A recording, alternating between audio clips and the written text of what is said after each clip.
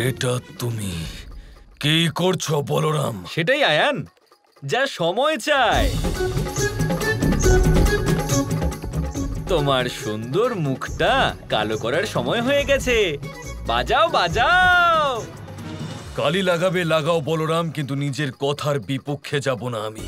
কিন্তু একটা কথা জেনে রাখো, এর পরিণাম ভালো হবে না বলরাম, ভীষণ পছতাবে। নিজের বর্তমান কালো হওয়ার থেকে কিভাবে বাঁচাবে সেটা ভাবো আয়ান। আমার ভবিষ্যতের কথা তুমি না ভাবলেও চলবে।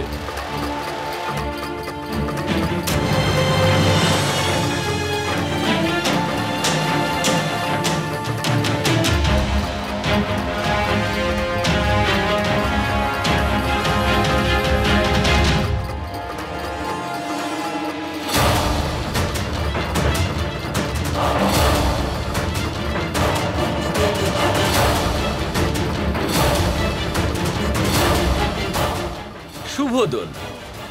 আশা করি এই কালো রং তোমার ভিতরের কালো মনটাকে চেপে রাখতে সাহায্য করবে। কৃষ্ণ, এইসব কি হচ্ছে?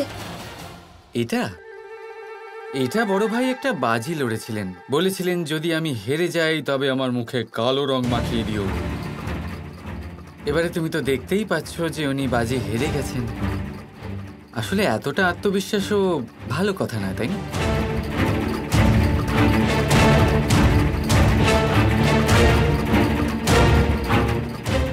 তার মানে আয়ান নিজেই নিজের এই দশা করেছে। দোলের অনেক অনেক শুভেচ্ছা আয়ান। শুভদোল।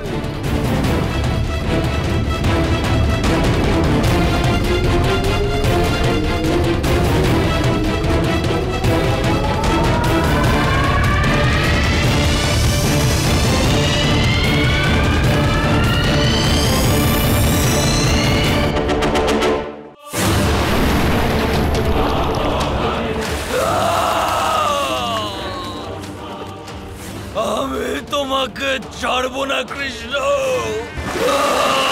তুমি এটা ঠিক করোনি। এটা বড় ভাই একটা বাজি লড়েছিলেন। বলেছিলেন যদি আমি হেরে যাই তবে আমার মুখে কালো রং মাখিয়ে দিও।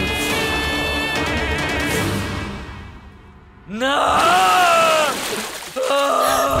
আয়ান থামো, থামো আয়ান, শান্ত হও। এই দেখো, দেখো কালি মুছে গেছে। এই দেখো।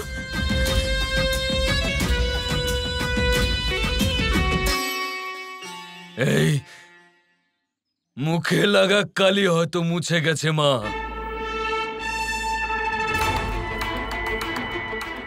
কিন্তু এখানে আমার হৃদয়ে লাগাই অপমানের দাগ, সেটা কখনো উঠবে না মা।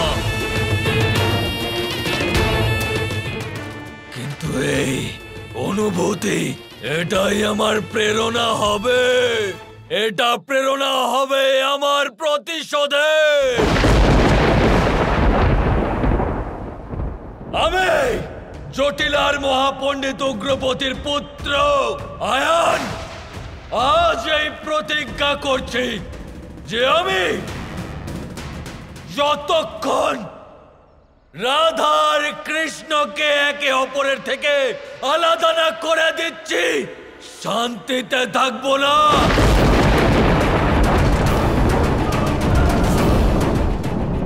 আমি আমার প্রেমকে পাইনি, ওই কৃষ্ণকেও আমি ওর প্রেম পেতে দেব না। আমি কোনো মূল্যেই আমার রাধাকে ওই কৃষ্ণের কখনোই হতে দেব না। এটা আমার প্রতিজ্ঞা।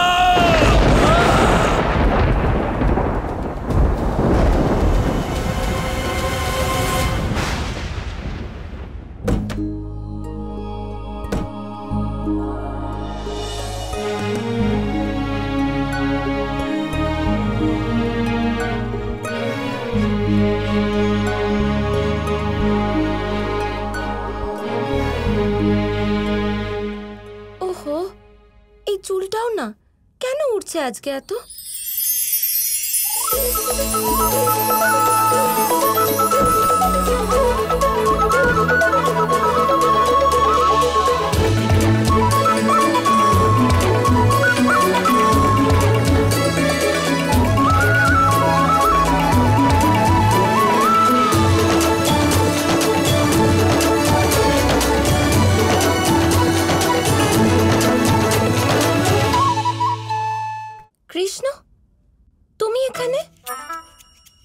এখানে কি করছো? এই কেমন প্রশ্ন করছো রাধা? দেখো, কৃষ্ণ রাধার কাছে কেন আসে? দেখো, এখন আমি কাজ করছি আর ভীষণ ব্যস্ত আছি। তুমি যাও এখান থেকে। এখন তো আপনি রাধারানী হয়ে গেছেন, আপনার কাছে নিশ্চয়ই অনেক কাজ আছে, করো। আমি সেটাই দেখছি, তোমার এত কাজের মাঝে কেউ বাধা হয়ে দাঁড়াচ্ছে। তাই আমি ভাবলাম ফেরার আগে তোমার এই চুলটা ঠিক করে দিই, যা তোমাকে কখন থেকে জ্বালাচ্ছে। এটা এটা তো আমিও ঠিক করতে পারি না, তুমি কি করে পারবে? রাধা, এটাকে চেষ্টা করা বলে। চেষ্টা করতে দোষ কোথায়? জানো সমস্যাটা কি? কি? যে তুমি আমার একটা কথাও শোনো না। আসলে সামনে কিছু করণীয় থাকলে কৃষ্ণ কারোর কথা শোনে না। শোনো, তোমার সমস্ত চুল খুলতে হবে আর একটা নতুন বেনি বাঁধতে হবে, তখনই ঠিক হবে তোমার এই চুল।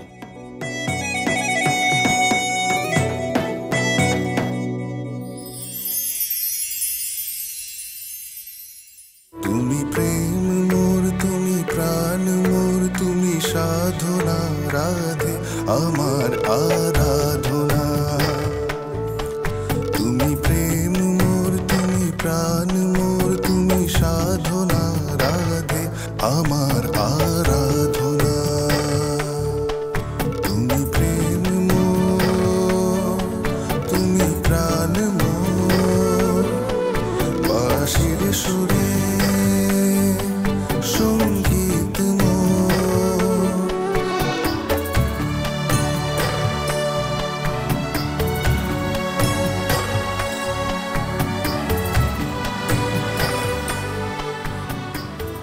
দেখো, আমার চুল ঠিক করতে এসে পুরো চুলটাই খুলে দিলে। তুমি আমাকে সাহায্য করছো না কৃষ্ণ, তুমি আমার কাজ আরো বাড়াচ্ছ। রাধা,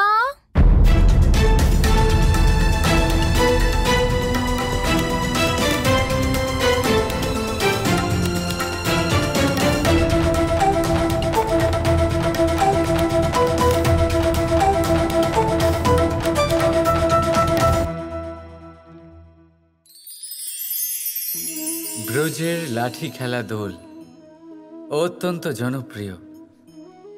শুধু এই কারণে নয় যে এটা আমার আর রাধার গোলকে অপূর্ণ থাকা কাহিনীর একটা অংশ, বরং এই কারণেই যে এর মধ্যে প্রেম, সাহস আর বীরত্বের ভাব আছে। দেখুন, গোপীরা গোয়ালাদের সাথে দোল কিছুতেই খেলতে চায় না, আর অন্যদিকে গোয়ালারা প্রতিজ্ঞা করেছে যে দোলের এই উৎসব আমরা আমাদের প্রেমের সাথেই পালন করব, নয়তো কোথাও যাব না আমরা। এবার গোপীদের হাতে থাকা এই লাঠি তাদের জেদ আর তিরস্কারের প্রতীক। অন্যদিকে গোয়ালাদের হাতে থাকা এই ঢাল তাদের অটুট ইচ্ছের প্রতীক, যা শত আঘাত সহ্য করেও নিজের প্রেমিককে নিজের ভালোবাসার রঙে রাঙিয়ে দেয়, আর শেষ পর্যন্ত সে তার প্রেমিককে পেয়ে যায়। অর্থাৎ প্রতিটা বাধা, প্রতিটা তিরস্কারের উপরে বিজয়ী হতে গেলে তা শুধুমাত্র সম্ভব হবে অটুট ইচ্ছে দিয়ে আর অনন্ত ভালোবাসার সাহায্যে। তাই আসুন আমার সাথে বলুন, রাধা রাধা।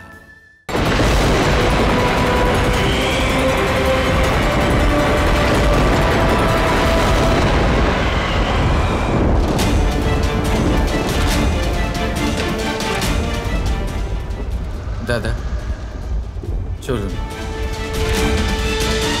রাধা কৃষ্ণ কৃষ্ণ কৃষ্ণ কৃষ্ণ